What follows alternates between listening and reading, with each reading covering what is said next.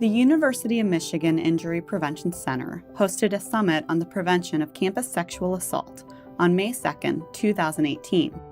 In bringing together experts from across the nation, we wanted to present the current state of the research, highlight directions for future prevention efforts, and provide a forum for discussion and new collaborations. Sexual violence on college campuses is an issue that's received national attention, with many high-profile cases in the media, different policy changes, and government response.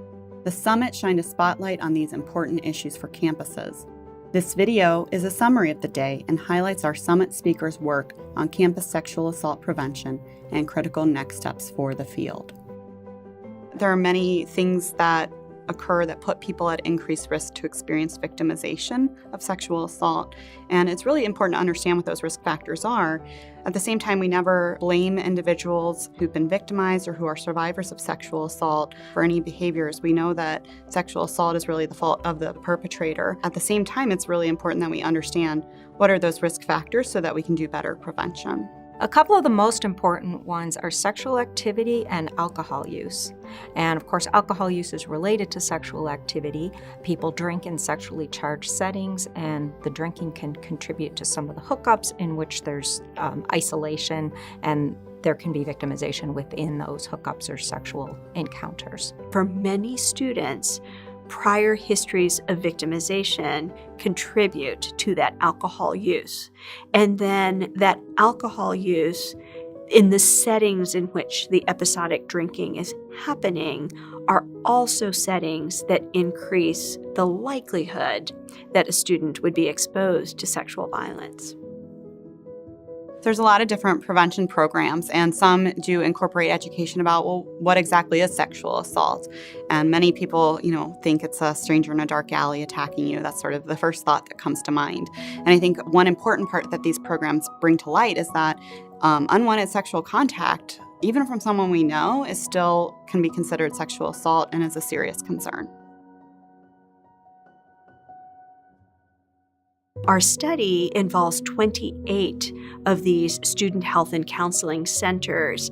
And what we were interested in trying to do is to provide students who seek service for all kinds of reasons in the health centers to receive information about campus sexual assault.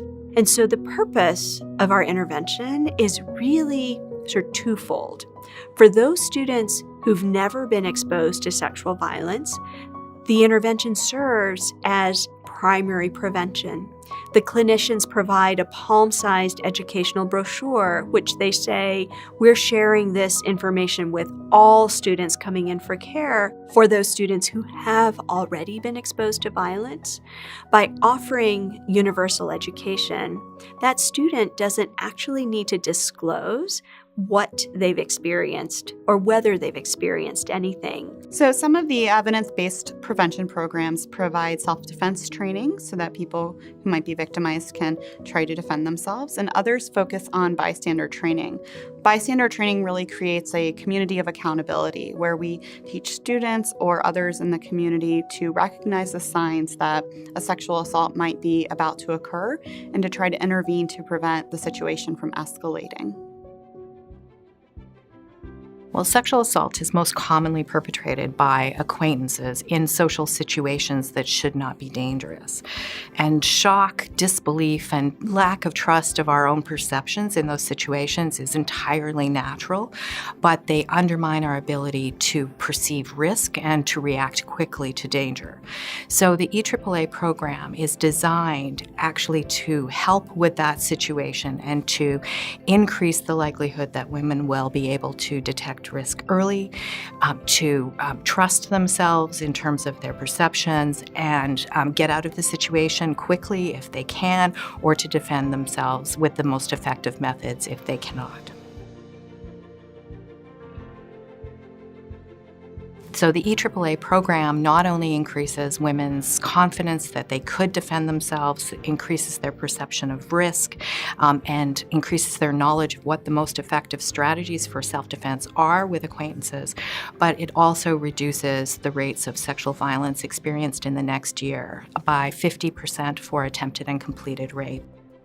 Training bar staff to recognize and safely respond to sexual aggression in bars can be a new avenue for prevention.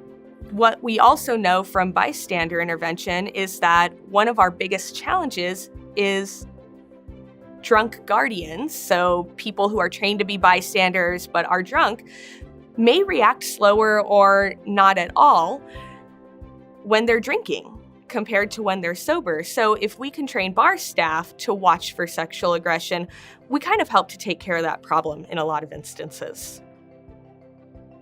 People learning over time and being able to apply their knowledge to what's happening in their bar, they start to recognize sexual aggression where maybe before they might have brushed things off as flirting behavior or normal behavior. And so over time, they're starting to notice more, but they're also learning intervention strategies that they can use in the future. So it really builds.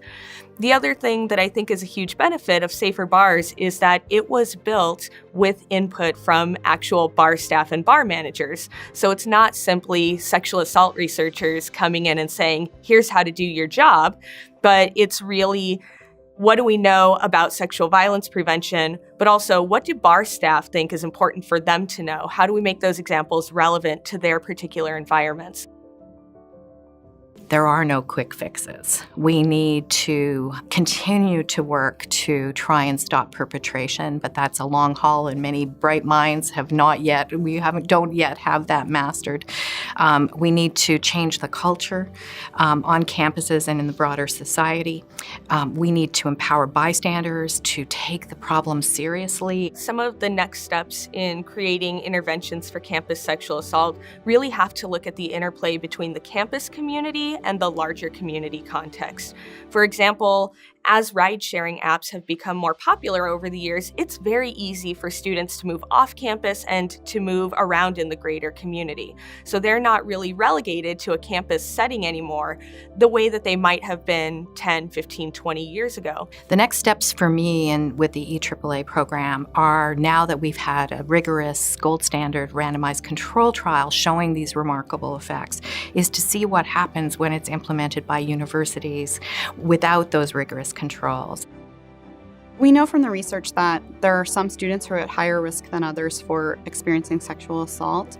And the more that we learn about what's different in these different groups of people or different populations, we can better tailor prevention programming so that we can help all students. Research has documented that lesbian, gay, bisexual, and transgender students experience elevated risk for sexual assault in college. We also know from recent research from the National College Health Assessment that Black transgender students in particular experience the highest predicted probability of sexual assault. So it's important to think about our students with multiple intersecting identities. Based on the research that we've conducted, it isn't necessarily the case that HBCU students are at greater risk of sexual assault or are somehow disproportionately affected. And in fact, there are some protective factors that should be kept in mind, particularly lower levels of alcohol use consumption among Black students who attend college, regardless of the type of school they attend. There are very important contextual and cultural factors that affect the likelihood that victims will disclose their experiences, which means that many students who experience sexual assault on HBCU campuses may not get the mental health services they need. What we are learning in our health center sample is that about a quarter of the students have some history of a disability. A disability can be anything from a psychiatric disorder, a learning disorder, a neurodevelopmental disability, sensory impairment, physical impairment, and so forth. And very consistent with the research in this area across the country, people with disability actually have an increased vulnerability for violence victimization. What happens after a sexual assault may need more attention. I think we need culturally specific resources for survivors. We need more training with law enforcement officers, campus police. We need to make sure that students can report their experiences to women of culture, that care provided is trauma-informed. Because we know that our students with multiple intersecting identities are at elevated risk for sexual assault, it's important for prevention specialists and educators to remember that addressing racism is sexual violence prevention. Addressing homophobia is sexual violence prevention. One of my big concerns moving forward is how we can better serve students with disability on college campuses who are at such elevated risk. Campus sexual assault is clearly an ongoing problem, and it requires that many stakeholders work together to end it. So we're referring to not only government policies, university administrators, faculty, staff, students, and the surrounding community. And I think together that we can all synergize and really work to end this problem.